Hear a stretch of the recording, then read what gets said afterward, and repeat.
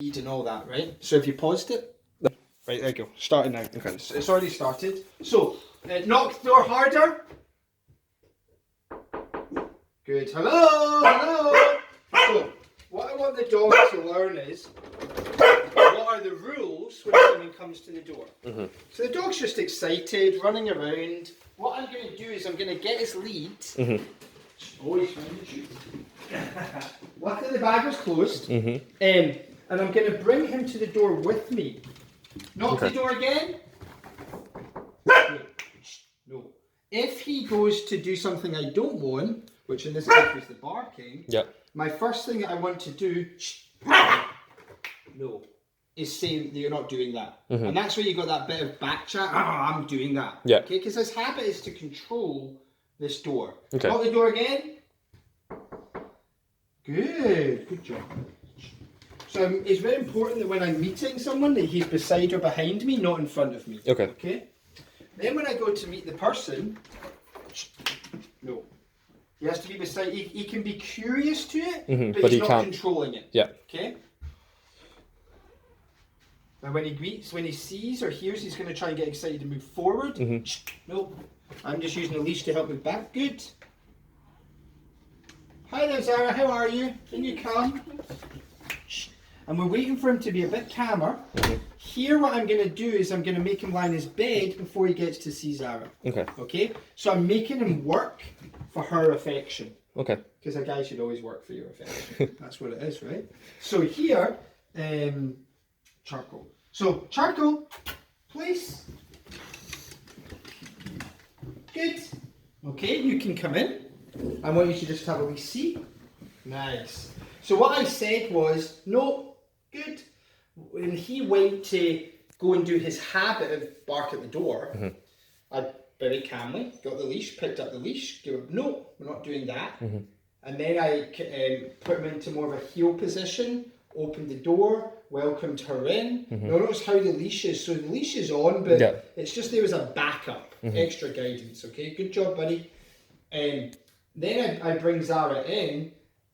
As I'm bringing her in, I'm telling him to lie in his bed, which is we call place, because we can also use that outside, and we'll talk more about that. But what I'm saying is do this instead. Your job when someone comes in is to lie in the bed.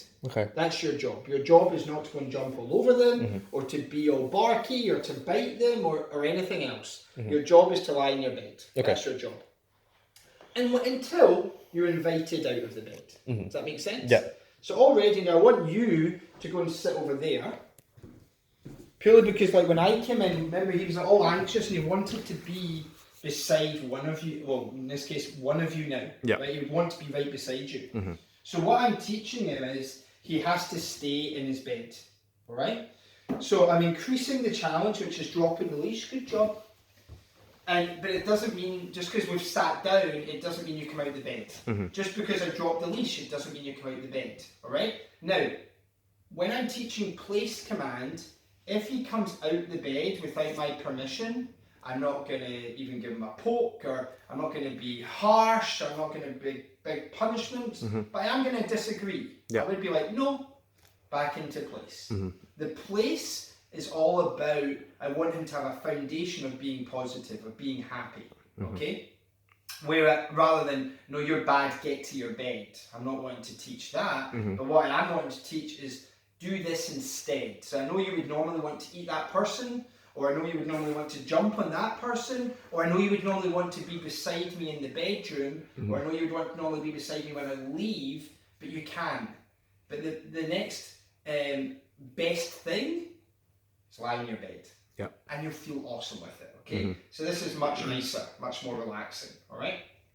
So what we're going to do now is I'm going to show you the dynamics, the exercise of actually teaching place command. Okay? Then you have to tie the two together. So one is the teaching of something, in this case place command. Outside it could be like heel, okay? But if you don't have the ability to stop the unwanted behaviour, which would be like the barking at the door or the lunging at the dog, then really teaching place command means nothing. I could teach the dog 1,000,000 times place command, and he goes, cool, I've got it. but then you take him into a higher distraction, like the door going or meeting a dog, and you go, right, Charcoal, get into place, and he's like, nah, but I want to do that more. So you have to actually apply at that point, not that, you're not doing that, a punishment, okay? But then when you get his attention, and then you've now got his attention by applying that physical pressure, which would be the pop factor, and then he looks at you and you're like, but remember this thing I've taught you 500 times, please? Let's do that instead. But so initially you're not going to be able to snap him out and bark at the door by telling him to go to place. Yeah. You're going to have to actually stop the barking and then tell him to go to place. Now the dog then starts learning. You have a call. That's okay, I'll get rid of it. Okay. The dog actually starts learning that the way he gets affection is working for it, and he's not in the driver's seat, he's in the passenger seat. Yeah. Because right now he wants to decide how to meet. And what we're saying is, no, you're part of it, you're with me in the car, but you're not deciding. Yep. Okay? And that's really helpful for the dog, because the dog shouldn't decide anything like that. We decide that. Okay. Right? Cool, so stop it there.